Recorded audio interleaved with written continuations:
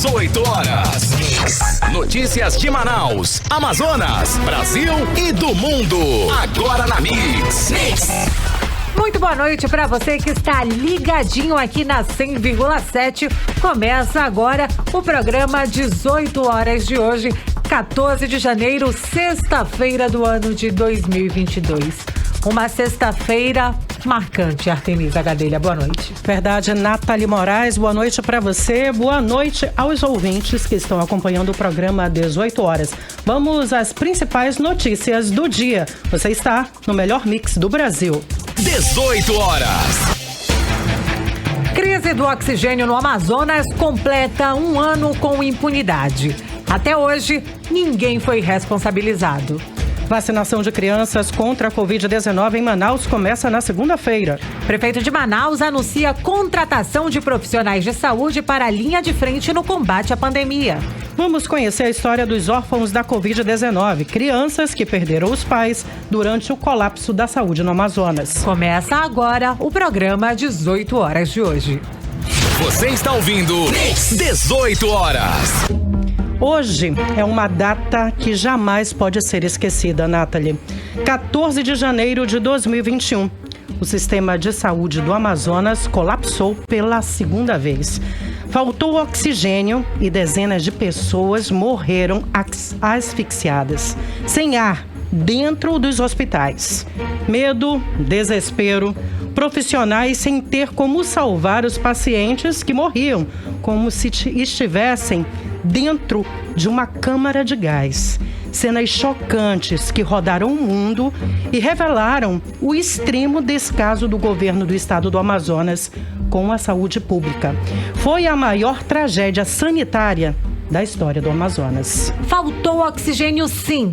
Faltou o básico para que os profissionais de saúde salvassem a vida de pessoas que estariam hoje entre nós, se não fossem as autoridades que tivessem feito o dever de casa.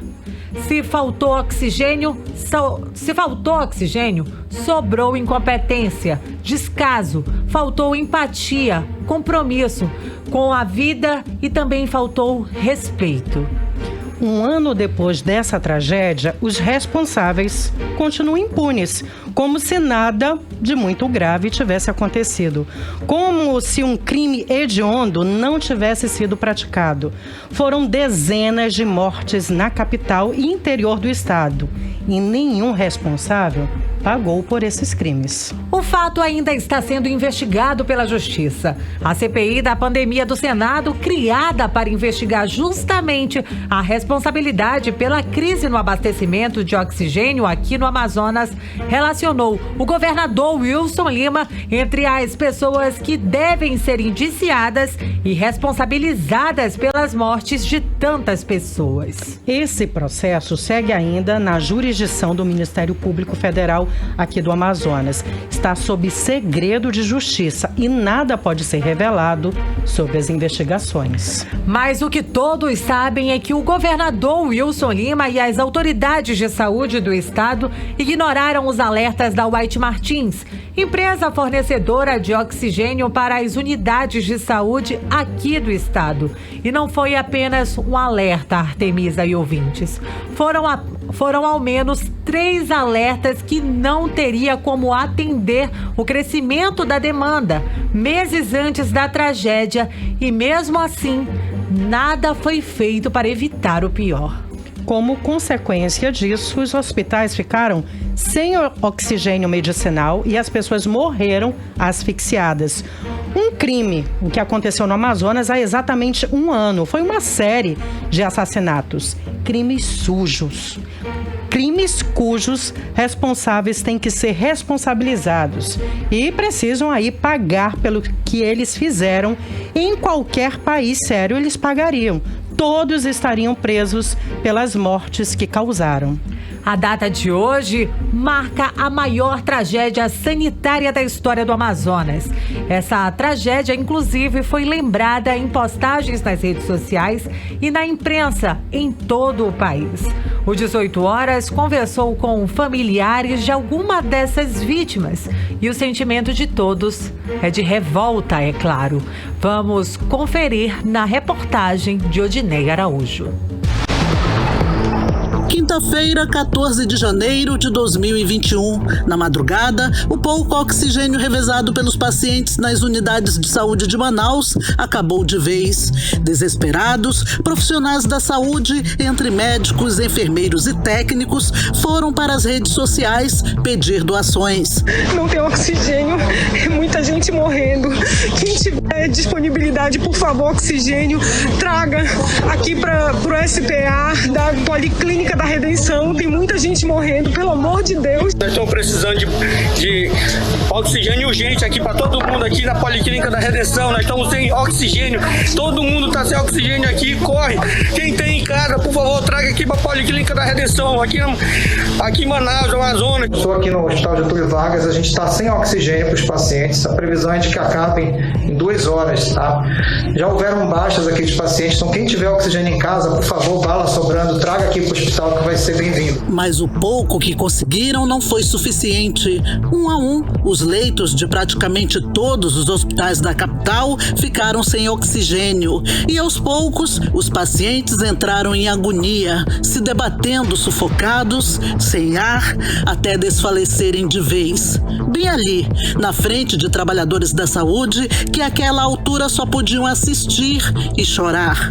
Documentos obtidos pelo Ministério Público revelam que somente nos dias 14 e 15 de janeiro do ano passado, 31 pessoas morreram asfixiadas por falta de oxigênio. Uma dessas pessoas foi Marcos Perrone Negreiros, 52 anos. De acordo com o professor José Otoni Raposo, o cunhado foi vítima da negligência do governo, que sabia que o oxigênio hospitalar estava no fim e não tomou providências. Nós ficávamos de madrugada o tempo todo, em tudo quanto era lugar que diziam que tinha oxigênio, a gente queria buscar um pouco e não existia isso. E ele mentindo dizia que o problema não era esse, e foi este. Eu sou parte, ativa da perca de pessoas muito queridas pela irresponsabilidade desse governo genocida do estado do Amazonas. Além do cunhado, o professor perdeu também a sogra 15 dias depois, vítima da Covid. A falta de oxigênio hospitalar atingiu todas as unidades de saúde do Amazonas. Em Coari, sem oxigênio no hospital, o vigilante João Batista, 52 anos, que estava respondendo bem ao tratamento da Covid, foi asfixiado pelo descuido do governo na avaliação da família. João Batista morava em Manaus e tinha ido visitar a mãe em Coari. O sobrinho dele, o eletrônico Osaías Melo, disse que se o tio tivesse morrido por complicações da Covid, eles aceitariam. Mas ele morreu porque não tinha oxigênio no hospital. E isso não dá para aceitar. A gente sabe que ele lutou muito, mas se a doença tivesse vencido ele, talvez tinha sido mais... A gente tinha se conformado mais rápido. A gente sabe que não foi isso. Na verdade, foi o vacilo aí que tirou a vida de todos eles. A gente fica nesse sentimento de revolta porque, na verdade, ele foi assassinado, cara. Não foi a Covid que levou ele, não.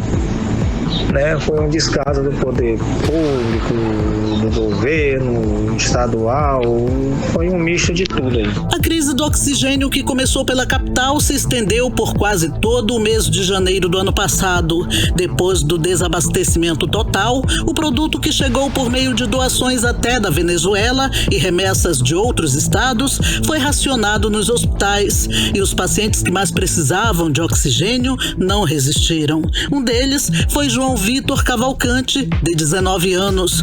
Ele foi internado com Covid junto com o tio, o servidor público Euros Maia. Mas o plano de saúde do tio cobria seu tratamento em um hospital particular, enquanto João teve de ir para o 28 de agosto. Com o racionamento de oxigênio, João morreu asfixiado no dia 24 de janeiro.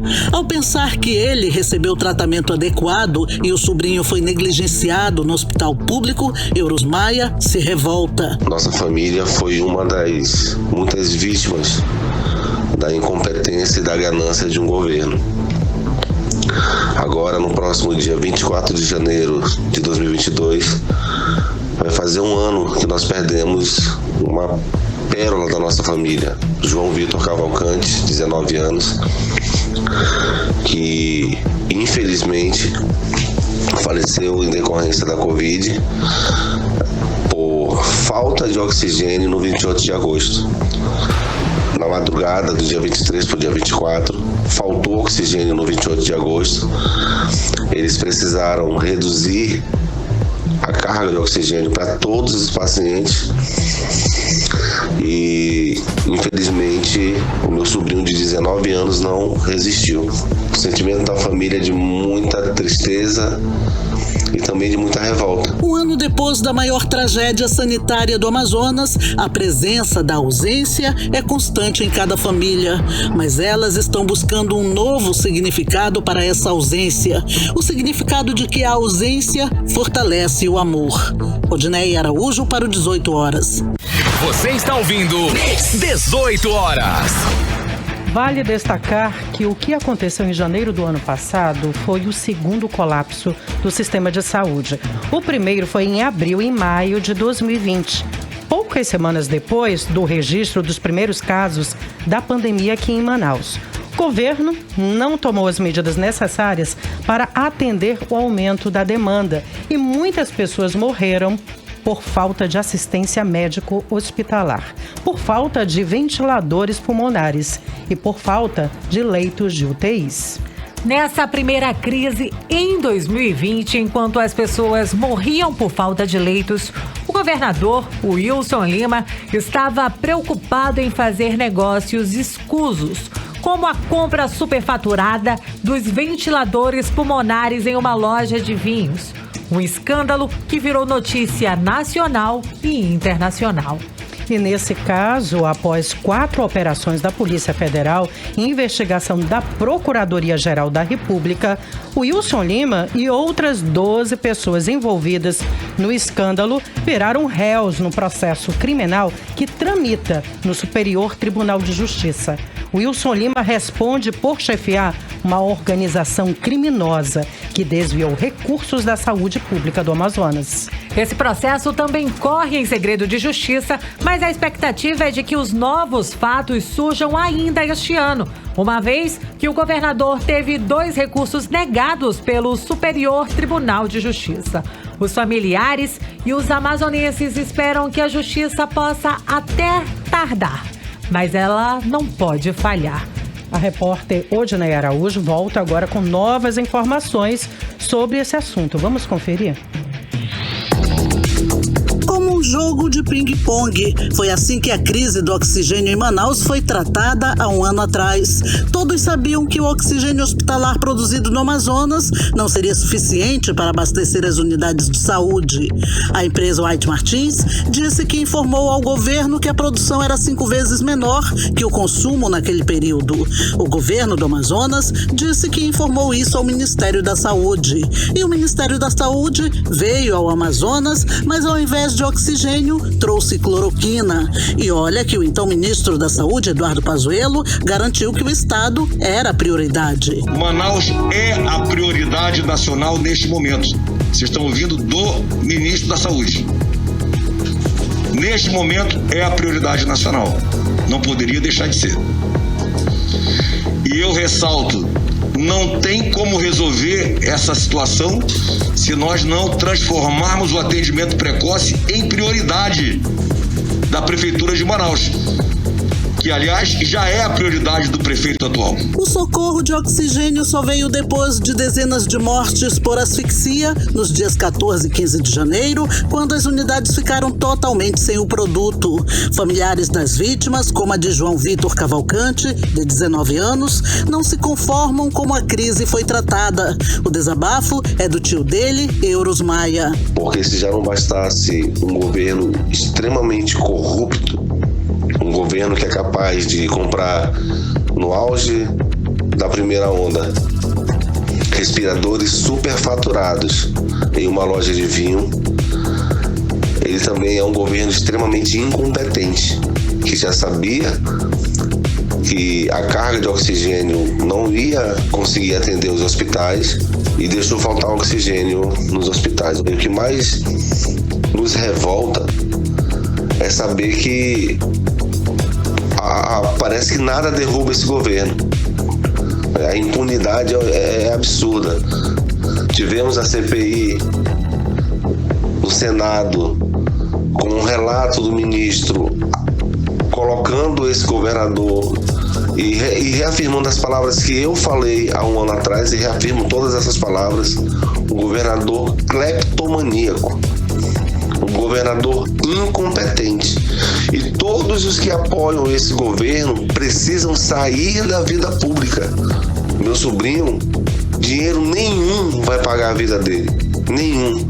Ele entrou no 28 de agosto com Covid, não tinha outra comorbidade, não tinha outra enfermidade. E hoje ele não está mais aqui com a gente. É inadmissível olhar para uma Assembleia Legislativa e você não enxergar os nossos deputados querem tomar uma atitude contra esse governador. Um dos poucos que lutou para que a crise do oxigênio fosse investigada foi o líder da oposição na Assembleia Legislativa, deputado Wilker Barreto. Hoje ele voltou a cobrar da Casa Legislativa a CPI da asfixia, que depende de apenas uma única assinatura para ser instalada. O que pede a sociedade agora é o respeito para com elas. No que diz respeito a apurar os culpados. Olha que depoimentos muito pesados. Aqui, estou extraindo isso aqui, certo? Aqui, ó. Aspas, vi 2 pessoas morrerem ao meu lado em Manaus. Vi se debaterem com falta de ar. Pensei que ia morrer também. Oro de joelhos agradecendo por ter conseguido sair daqui. Muitos não tiveram a mesma sorte. Isso aqui é muito forte, gente. Certo? E a Assembleia se cala em relação a isso. É revoltante. É revoltante. O parlamentar disse que vai cobrar a CPI novamente no retorno dos trabalhos em fevereiro. A Procuradoria-Geral da República instaurou um procedimento preliminar e, diante de explicações de Eduardo Pazuello, então ministro da Saúde, e do governador do Amazonas, Wilson Lima, pediu ao Supremo Tribunal Federal a abertura de um inquérito. O Ministério Público Federal apresentou na Justiça Federal uma ação de improbidade administrativa contra Pazuello e 3 de seus secretários, além do ex-secretário de Saúde do Amazonas, Marcelo Campelo, e do coordenador do Comitê de Crise no Estado, Francisco Máximo Filho. Os procuradores da República apontaram na ação que houve atos de improbidade em 5 situações: atraso do Ministério da Saúde para enviar uma equipe ao Amazonas, omissão no monitoramento de estoques de oxigênio e na adoção de medidas para evitar a escassez, além da pressão pela cloroquina, demora para transferência de pacientes e falta de estímulo ao distanciamento social. A Polícia Federal, na esfera criminal, colheu depoimentos e busca provas que relacionem as mortes por asfixia à escassez de oxigênio, com a identificação dos responsáveis. A crise do oxigênio no Amazonas inspirou o Senado Federal a instaurar a CPI da Covid. No relatório final, o governador Wilson Lima e o ex-secretário de Saúde Marcelo Campelo foram incluídos na lista de pedidos de indiciamento. Mas o certo é que até agora, um ano depois, ninguém foi penalizado pelas mortes. Odneia Araújo para o 18 horas. Você está ouvindo 18 horas. Um ano depois das mortes por asfixia, o Ministério Público do Amazonas se manifestou sobre um inquérito civil que apura a responsabilidade dos agentes públicos e privados sobre a falta de oxigênio aqui no Amazonas. Em nota, a titular da Promotoria de Justiça Especializada na Defesa dos Direitos Humanos à Saúde Pública, Luiz Sandra Chícharo de Menezes, diz que se buscou a intervenção judicial para assegurar o direito à vida e saúde dos pacientes que se encontravam desassistidos. Na nota, o Ministério Público fez uma prestação de contas das ações dos órgãos de fiscalização na pandemia, como a intervenção para a remoção imediata de pacientes para outros estados, sobre em que fase se encontra o inquérito civil. No entanto, nada foi informado. 18 horas. O colapso da saúde no Amazonas deixou centenas de crianças sem mães e sem pais. São os órfãos da Covid-19. Entre elas, bebês recém-nascidos que, após o nascimento, não tiveram mais nenhum contato com as suas mães. Qual a história dessas crianças? O que aconteceu com elas? Eu ouvi alguns depoimentos de familiares que acolheram esses pequenos. Nenhuma dessas famílias recebe qualquer apoio do governo do estado do Amazonas.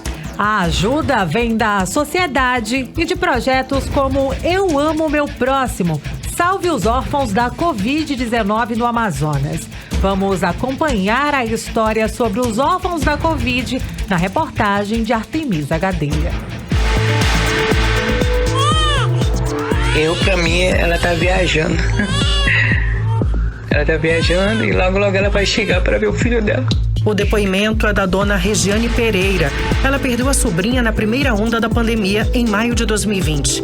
Raíssa Oliveira tinha 19 anos. Descobriu na maternidade que estava com Covid-19. Hoje, o pequeno Valentim está com 1 ano e 6 meses. A tia, a dona Regiane, fala que ela deixou também o filho Miguel, de 4 anos de idade. Tinha noite que ele acordava, quando ela ainda estava lá no hospital ainda. Ele chorava muito. Às 2, 3 horas da madrugada ele chorava. Aí eu chorava com ele, porque eu sei que ele sentia falta da mãe dele. Após alguns meses, vivemos mais uma vez momentos de terror. A segunda onda foi pior que a primeira. Cenas que marcaram a vida de milhares de pessoas. Dor que permanece até hoje. Dona Elionete Pereira perdeu a filha Edna durante o segundo colapso da saúde no Amazonas. Ela estava grávida. Deu entrada na maternidade no dia 4 de fevereiro de 2021 e nunca mais voltou. A avó hoje cuida dos netos deixados pela filha. Edson, de quase 1 ano, e Cristiano, de 8 anos de idade.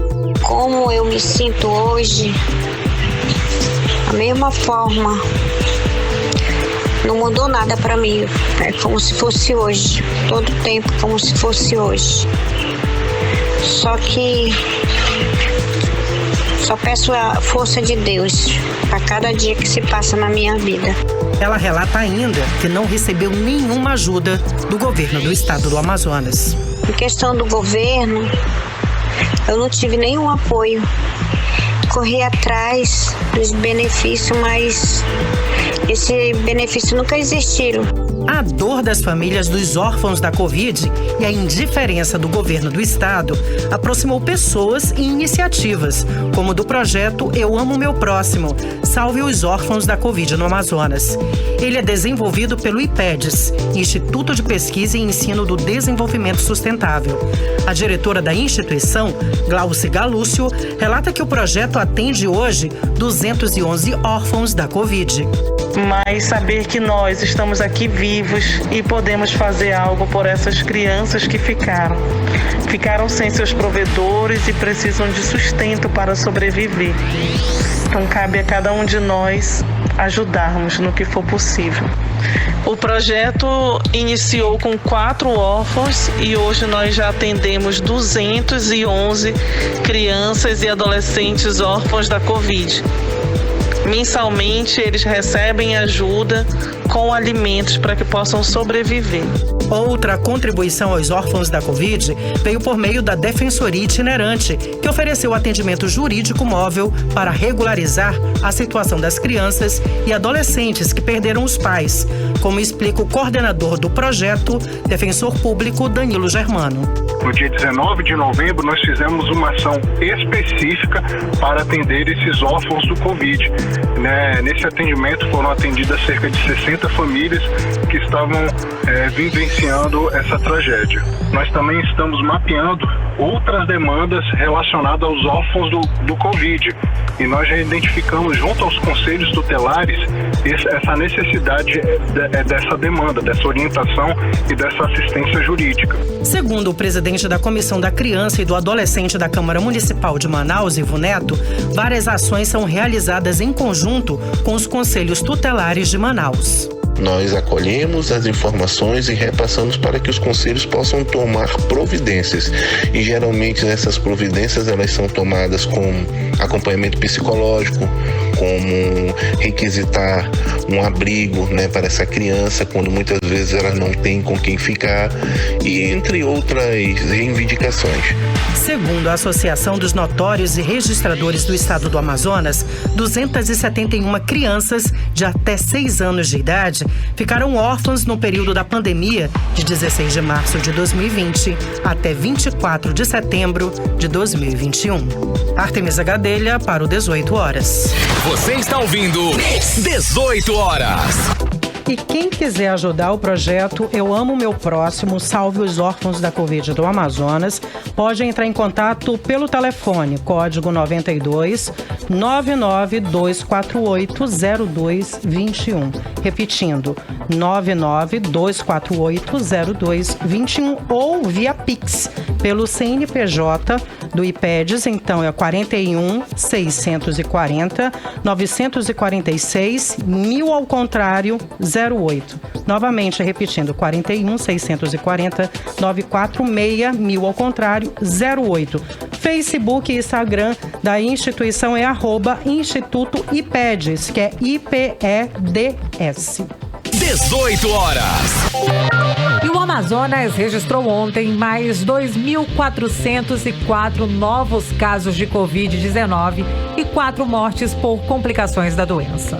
Esse é o maior número de casos num único dia desde fevereiro de 2021. Só nos últimos 3 dias, são 5.282 novos casos de Covid, a maioria concentrados aqui na capital amazonense. A explosão de novos casos confirma que o Amazonas entrou na terceira onda da pandemia, que já vinha sendo observada pelos epidemiologistas, mas que continua sendo negada pelo governador Wilson Lima. A confirmação de que estamos enfrentando a terceira onda é do infectologista da Fiocruz Amazônia, Felipe Naveca. Com base nos números dos últimos 30 dias, o pesquisador e cientista afirma que o aumento de casos confirmados tão rapidamente é reflexo da chegada da nova variante Ômicron ao Amazonas e dos encontros e confraternizações realizados no fim do ano.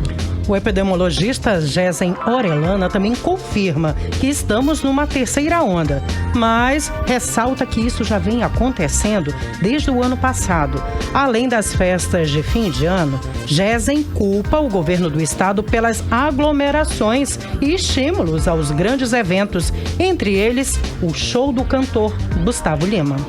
Gesen destaca ainda o aumento que não é só ligado aos casos.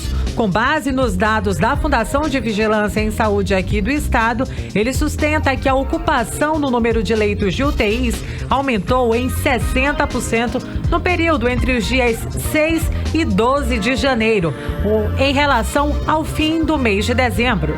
O quadro só não está pior por conta da vacina, que comprovadamente evita que os imunizados com as 2 doses desenvolvam sintomas graves da Covid-19. Vale lembrar que 65% dos pacientes internados atualmente não tomaram nenhuma dose da vacina. 18 horas. O prefeito Davi Almeida anunciou nesta sexta-feira a contratação de 500 profissionais da saúde, entre eles médicos, enfermeiros, técnicos de enfermagem para atuar na linha de frente do atendimento à população aqui na capital amazonense, Artemisa. A contratação, Nathalie, em regime emergencial se dá por conta não só do aumento da demanda das unidades de saúde no município, mas também em razão do afastamento de 1.500 servidores que testaram positivo para a Covid-19 nas últimas semanas. A contratação começa na segunda-feira, dia 17, no Centro de Convenções Vasco Vasques. A repórter Júlia Gomes acompanhou a entrevista coletiva do prefeito Davi Almeida e traz os detalhes pra gente a partir de agora. Vamos conferir. Durante o segundo dia de funcionamento do Centro Municipal de Testagem para a Covid-19 no Estúdio 5 Centro de Convenções, na zona sul da capital, foram realizados 2.150 testes rápidos de antígeno. Desses, cerca de 75% testaram positivo para a doença. A informação é do relatório feito pela Secretaria Municipal de Saúde, que coordena o centro, e divulgada pelo prefeito de Manaus, Davi Almeida, durante coletiva de imprensa para anunciar ações de enfrentamento à Covid após a explosão de casos nos últimos dias. Ainda de acordo com dados do relatório, 78% dos pacientes internados por Covid-19 em Manaus não completaram o ciclo vacinal, isto é, não tomaram a segunda dose ou sequer receberam a primeira dose do imunizante. Davi Almeida informou que mais um posto de testagem será aberto pela Prefeitura em parceria com o governo do estado para atender a demanda atual do município. Nós temos esse centro de testagem, nós vamos abrir um outro centro, que daí temos a necessidade de parceria, inclusive liguei para o governador que se dispôs a ajudar. Quero aqui agradecer a disposição da Secretaria de Saúde do Estado, na pessoa do governador, liguei pessoalmente para ele.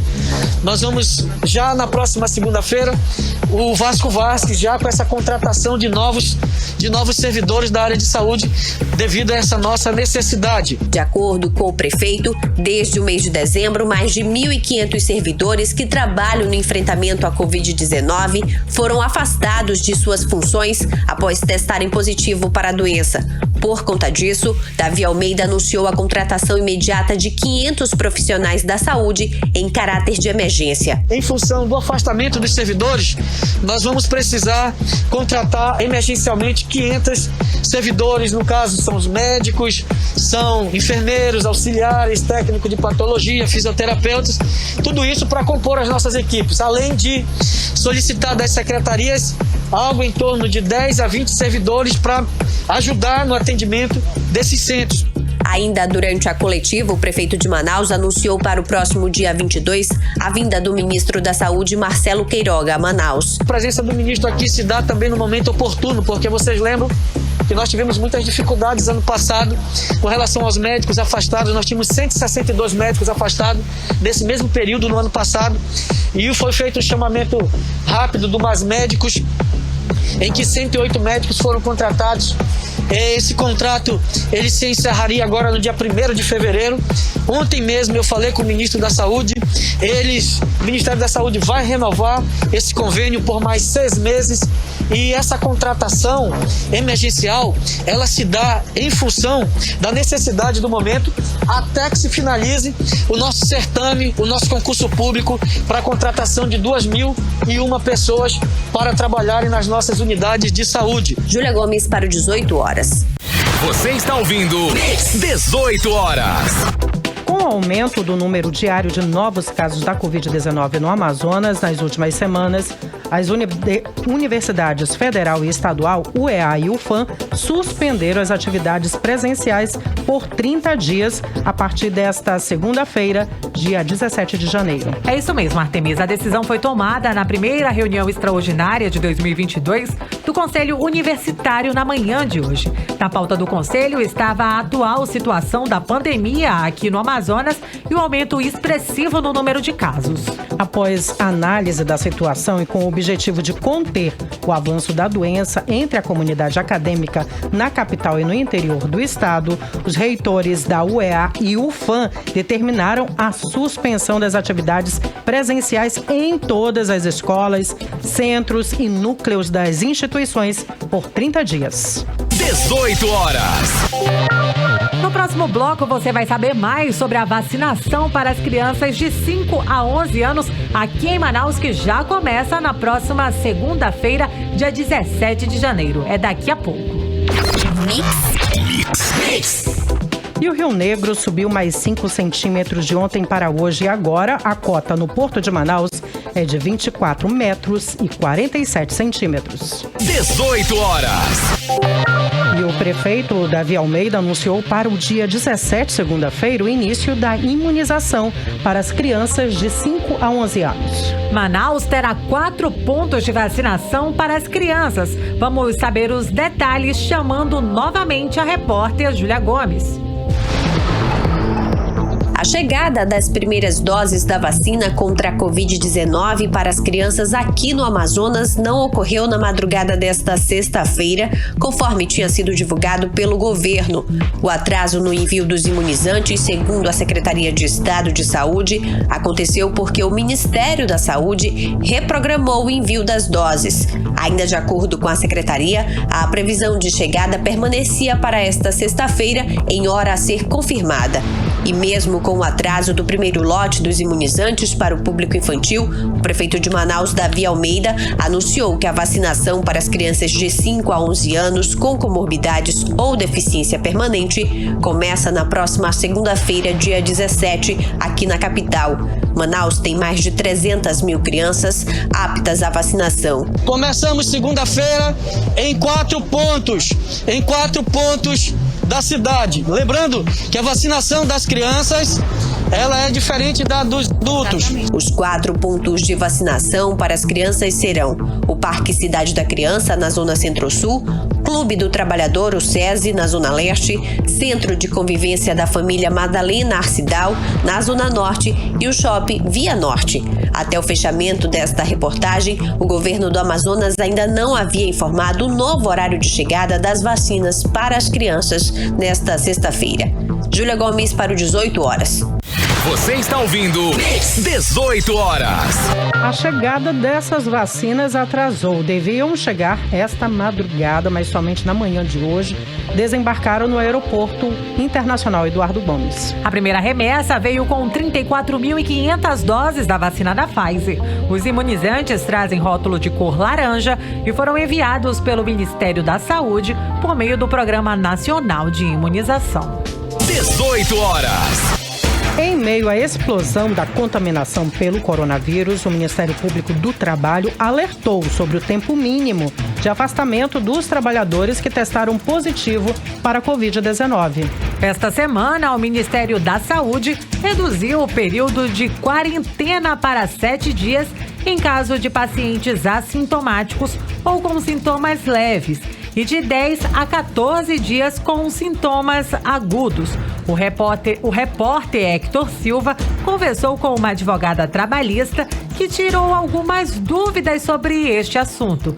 Vamos conferir. O Procurador-Geral do Ministério Público do Trabalho, José de Lima Ramos Pereira, alertou nesta quinta-feira que as empresas de todos os setores precisam respeitar o tempo mínimo de afastamento dos trabalhadores que testaram positivo para a Covid-19.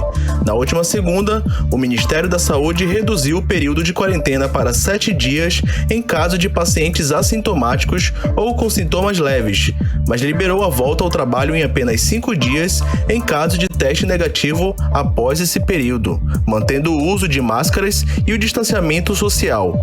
A Sociedade Brasileira de Infectologia recomenda uma média de 7 dias para afastamento de pessoas assintomáticas e de 10 a 14 dias para pessoas com sintomas. A advogada que atua em causas trabalhistas, Cauaren Silva, destaca que o empregador que não obedecer esse prazo pode sofrer sanções que vão além da seara trabalhista. Na seara trabalhista, a gente já tem esse reconhecimento, né? Quando constatado que o empregado contraiu o Covid-19 nas dependências da empresa, né? E fica aí constatado, né? Comprovada a negligência, uma possível falha patronal no que se refere às medidas de prevenção, né? E até mesmo no fornecimento de equipamentos de proteção, já se tem o reconhecimento de doença ocupacional no âmbito trabalhista.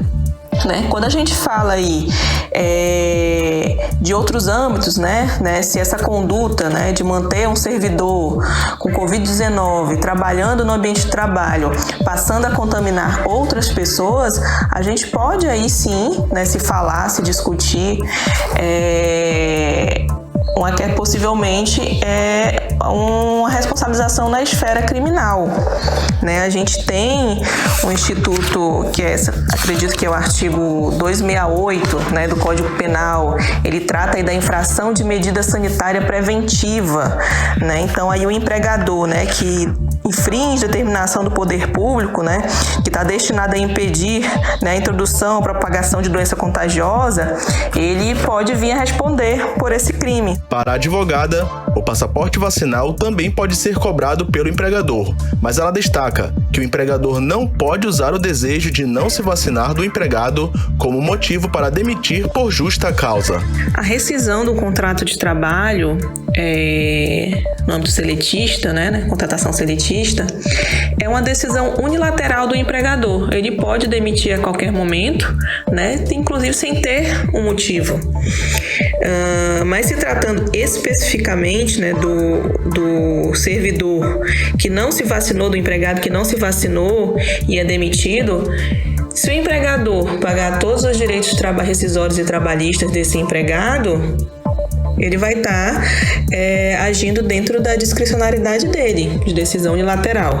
Agora, com certeza, se ele deixar de cumprir com as obrigações dele, aí sim se caracteriza, a meu ver, um ato abusivo e sim, né, o empregado ele deve recorrer, né, à Justiça do Trabalho para rever os seus direitos na totalidade. Hector Silva para o 18 horas. Você está ouvindo 18 horas.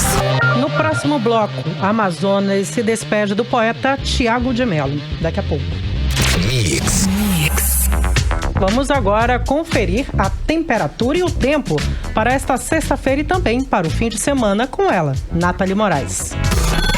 Previsão do tempo.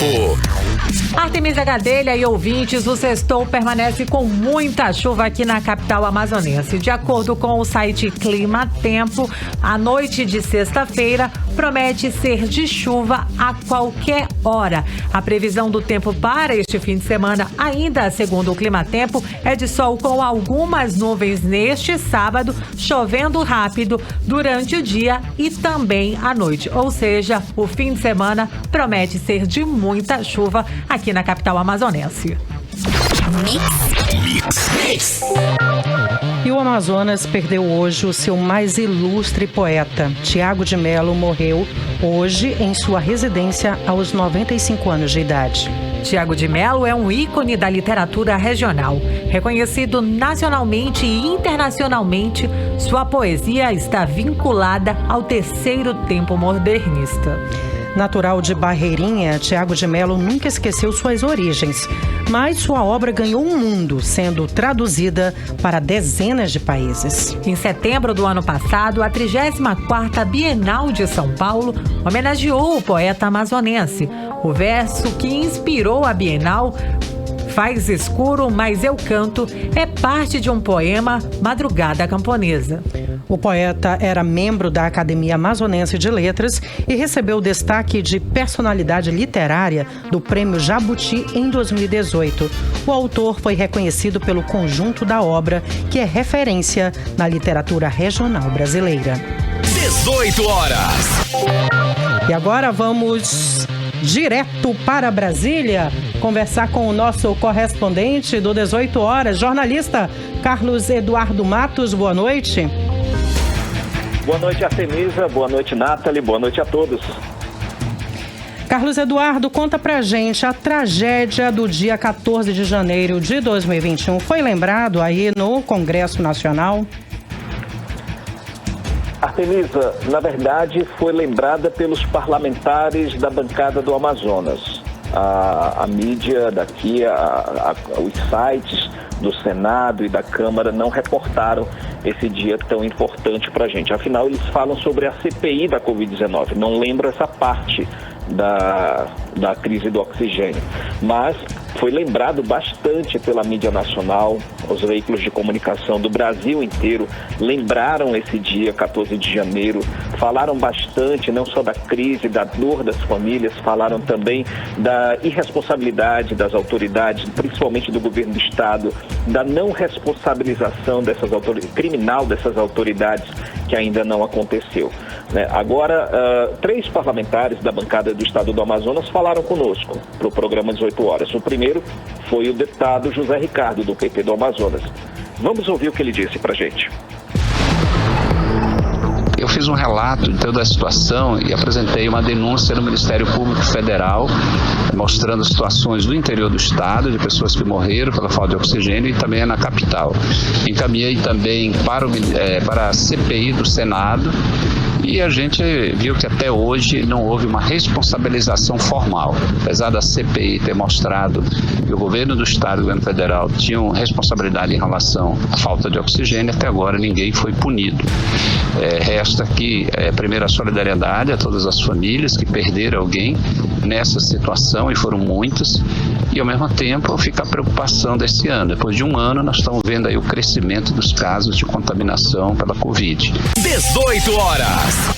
Ouvimos então o deputado federal José Ricardo, ele fala justamente aí, né, que ninguém foi responsabilizado pelo que aconteceu, esse colapso, o maior colapso da saúde no Amazonas. Carlos Eduardo. Exatamente, Artemisa, esperou-se muito da CPI da Covid-19 para que pudesse dar um tom de justiça ao estado do Amazonas, às famílias que foram atingidas, as vítimas dessa triste da pandemia, né, que foi essa segunda fase, essa segunda onda, que foi a crise do oxigênio. A gente já sabia, né, que a fatura ia chegar. Nesse momento, o que temos nas mãos? Nada. Foi feita uma CPI muito grande, que durou 6 meses, saiu um relatório de 1.200 páginas, mas que nesse momento saiu, inclusive, nesse relatório final, o indiciamento do governador por diversos crimes, né, prevaricação, crimes contra a humanidade, enfim. Mas nesse momento o processo está nas mãos de Augusto Aras, o Procurador-Geral da República. Até o momento nenhuma movimentação. Mas isso eu vou falar já já. Vamos ouvir agora a fala do senador Plínio Valério, que também falou com a gente sobre esse dia, 14 de janeiro. Vamos ouvir. É uma data que tem que ser lembrada de forma triste. Não podemos esquecer essa de que um ano Manaus viveu o pior momento de sua vida, faltando oxigênio, as pessoas dormindo, muita incompetência, surpresa, era uma doença nova, ninguém no país sabia como enfrentar. Claro que houve má gestão e houve incompetência, e a gente tem que lamentar, chorar e enterrar os nossos mortos e olhar para frente. Um ano depois, quase todo mundo vacinado, a gente tem que lembrar. Nós não podemos esquecer, claro que não, mas não adianta também agora nesse momento estar apontando o dedo para culpados, querendo punir culpados. O interessante é seguir em frente e saber que um ano depois pouquíssimas pessoas, ou quase nenhuma, já morrem mais. Essa lição eu espero que nós tenhamos aprendido. 18 horas. Ouvimos então o senador Plínio Valério. Ele acredita que não devemos apontar os dedos e que nós devemos prosseguir, Carlos Eduardo. É um contraponto, né, Artemisa? Eu acho que não dá pra gente fazer isso no momento, né? Não dá pra gente esquecer, não apontar culpados.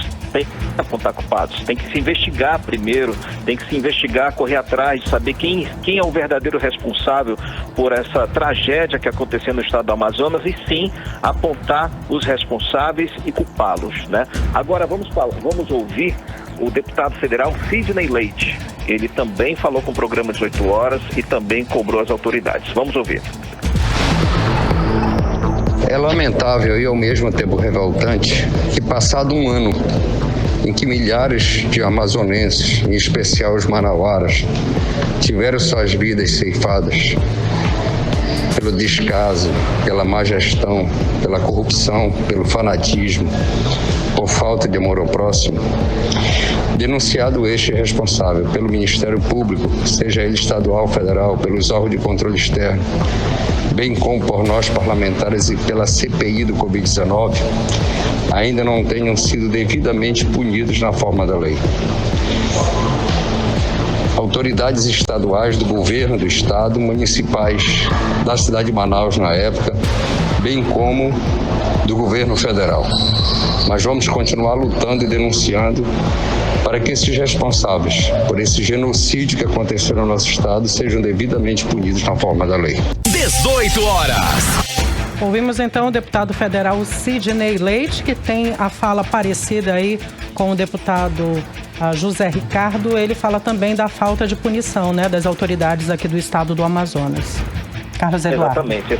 É um ano em que hoje é um dia de cobrança, né? É um dia de cobrança em que todos nós, não só os parlamentares, precisam cobrar efetividade das autoridades. Por quê, Artemisa? Como eu falei há pouco, a CPI da Covid-19 trouxe resultados in loco, né? Ela pegou no pé bastante do governo federal, ali combateu ali uma tentativa de crime de corrupção, teve a questão da vacina, mas ao final, depois da emissão do relatório final, não houve resultado.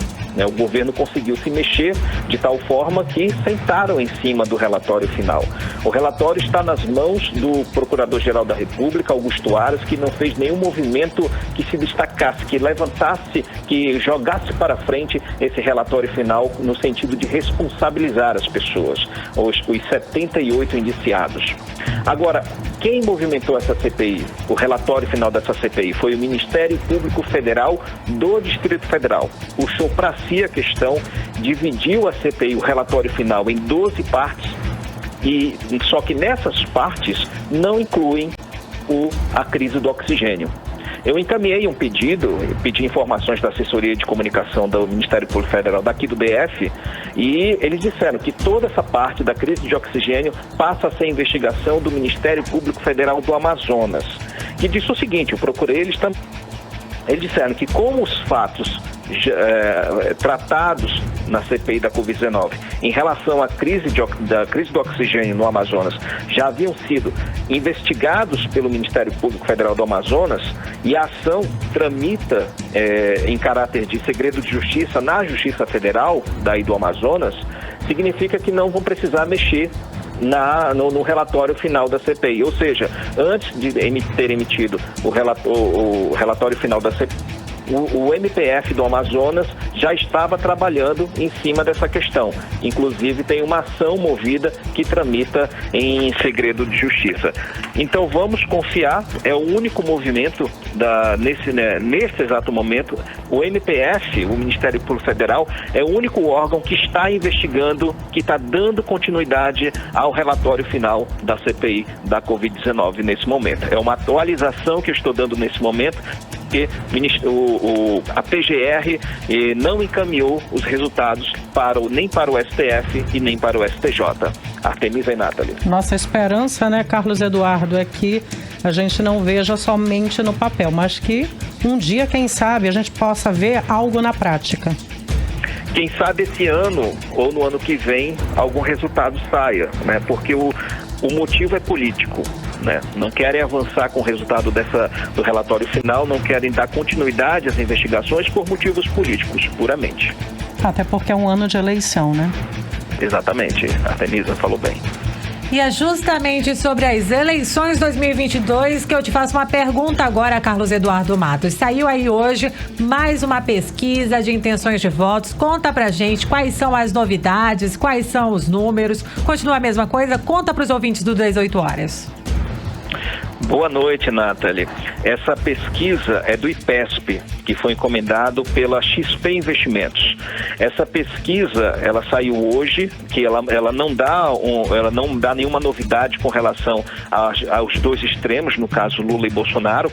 Segue dando aí a informação de que o ex-presidente Lula segue liderando com 44% das intenções de voto, 20 pontos a mais que o presidente Jair Bolsonaro, que segue com 24%. A novidade, digamos assim, é que a briga segue na terceira via. Moro e Ciro Gomes estão empatados tecnicamente. Sérgio Moro está com 9% das intenções de voto e Ciro Gomes está com 7% das intenções de voto. Ou seja, na margem de erro de 3,5 pontos, para mais ou para menos, os dois estão ali empatados tecnicamente. Lembrando que Moro está meio que liderando um pouquinho na frente ali, representando esse grupo da terceira via, e Ciro Gomes, que estava lá embaixo no fim do ano passado, está conseguindo acelerar e tentando se igualar ali com o Sérgio Moro agora no início desse ano. Quem está abaixo de 3%? O governador de São Paulo, João Dória, a senadora Simone Tebet, o senador Rodrigo Pacheco e Luiz Dávila, que é o candidato pelo Partido Novo. Agora, no cenário de segundo turno, Nathalie, essa pesquisa IPESP fez vários cenários, várias disputas que coloca assim: Lula numa disputa com Bolsonaro, Lula venceria com 56% das intenções de voto contra 31% de Bolsonaro. Numa disputa Lula e Sérgio Moro, Lula levaria melhor com 51%. Moro sairia com 32%. No cenário agora sobre Lula e Ciro Gomes, Lula ganharia também com 51% e Ciro teria 25% dos votos. Agora no cenário Bolsonaro e Ciro Gomes levaria melhor com 43% dos votos contra 34% de Bolsonaro. E no último cenário, Bolsonaro e Sérgio Moro também ganharia com 36% das intenções de voto contra 29% de Jair Bolsonaro. Agora, com relação à novidade hoje, Nathalie, que a informação com relação às eleições, Sérgio Moro informou agora à tarde que ele está com Covid-19. Ele postou nas redes sociais, no Twitter, ele disse que tomou as 3 vacinas, por isso ele está assintomático. A questão é que isso afetou a agenda dele, possivelmente, com o pessoal do partido União Brasil. Ele tinha uma reunião com o ex-ministro da Saúde, Henrique Mandetta, que é do União Brasil. Eles estão tentando articular uma aliança lá para frente, né, entre o Podemos e a União Brasil para formar uma chapa, Sérgio Moro e Luiz Henrique Mandetta. Só que quem está correndo por fora nessa disputa? O presidente do PSL, Luciano Bivar, que também quer ser vice na chapa de Sérgio Moro. Então toda essa disputa, toda essa questão aí foi afetada pela Covid-19. A agenda, ou seja, muitos compromissos políticos aqui em Brasília foram afetados pelo avanço da pandemia. Então é possível que essas questões sejam resolvidas um pouco mais lá para frente. Volto com vocês, Nathalie e Artemisa. Cadu, vamos para a última pergunta, rapidinho, que nosso tempo já está esgotando. Sobre as tentativas aí do governo e em relação a algumas categorias, né, de servidores públicos, essa tentativa de acordo aí fracassou. Tudo indica que vamos ter paralisação em breve, Carlos Eduardo. E sabe o que eu fiquei pensando aqui? Será que a gente pode ter aí uma greve geral esse ano no Brasil? É possível sim, Artemisa. Todas as categorias do Serviço Público Federal estão se mobilizando para isso. A questão, a novidade é que ontem a gente deu uma informação de que o ministro Paulo Guedes, da Ministra da Economia, se reuniria com o presidente do Sindifisco Nacional e que o resultado sairia ontem à noite. Saiu, né? E não deu em nada, na verdade. O presidente do Sindifisco Nacional, Isaac Falcão, ele emitiu nota dizendo que saiu frustrado dessa reunião e que a determinação é manter e assim ainda mais, né, aumentar o volume, a potência da operação padrão em todo o país. A Receita Federal está fazendo operação padrão, né, em todos os postos alfandegários, portos, aeroportos, fronteiras, fazendo essa operação que está prejudicando o desembaraço de mercadorias e também a tramitação, né, da importação e exportação. Devido a essa questão, né, não foi batido o martelo com relação à concessão do bônus que eles querem, de bônus por produtividade e eficiência, que era um acordo feito entre eles, segundo Isaac Falcão, o ministro Paulo Guedes disse que não é momento para implementar essa medida para conceder esse benefício. Então saiu frustrado e a ordem agora é dar continuidade à operação padrão. E esse movimento outras categorias estão seguindo e vão seguem com a mesma decisão de promover uma movimentação, uma mobilização no dia 18 e a partir de fevereiro aumentar ainda mais a força desse movimento que pode sim resultar numa greve geral em todo o país. Volto com vocês. Artemisa e Nathalie. Carlos Eduardo Matos, boa noite e olha, um ótimo final de semana para você. Valeu, gente. Um abraço. Obrigado. Tchau, tchau. Em Manaus, 6h58, você está no melhor mix do Brasil. Você está ouvindo 18 horas. Agora vamos atualizar os números da Covid-19 no Amazonas com Nathalie Moraes. A Fundação de Vigilância em Saúde do Amazonas informou que nas últimas 24 horas foram registrados 2.782 novos casos de Covid-19, totalizando aqui no estado, desde o início da pandemia, 444.042 casos da doença em todo o estado. Ainda de acordo com o boletim epidemiológico, foi confirmado um óbito pela Covid-19, encerrado por critérios clínicos e de imagem clínico-epidemiológico ou laboratorial, elevando aí para 13.856 o total de mortes no Amazonas desde o início da pandemia.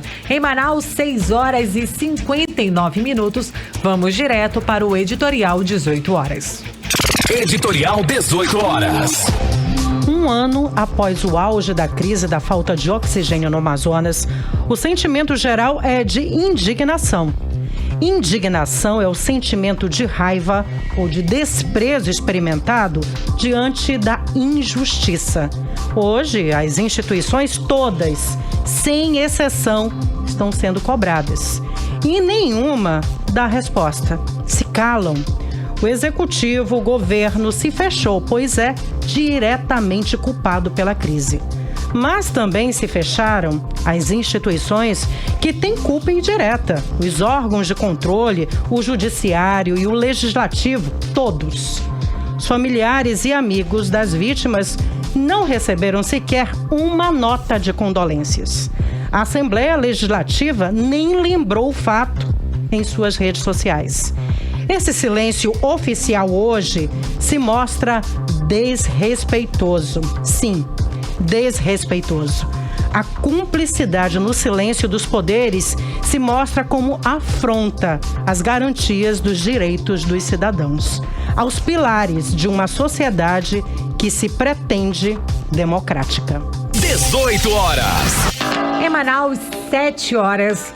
Boa noite, Artemisa Gadelha. Antes de finalizar o programa, eu quero aqui prestar solidariedade a todas as famílias que, assim como eu, foram enlutadas ao longo dessa pandemia. Uma ótima noite também, Nathalie. Nesse momento também quero prestar minha solidariedade aqui do programa 18 horas, de toda a equipe do programa 18 horas. O dia de hoje realmente não foi fácil para ninguém. Mas mesmo assim, desejamos uma ótima noite e um momento também, de esperança para todos nós em 2022.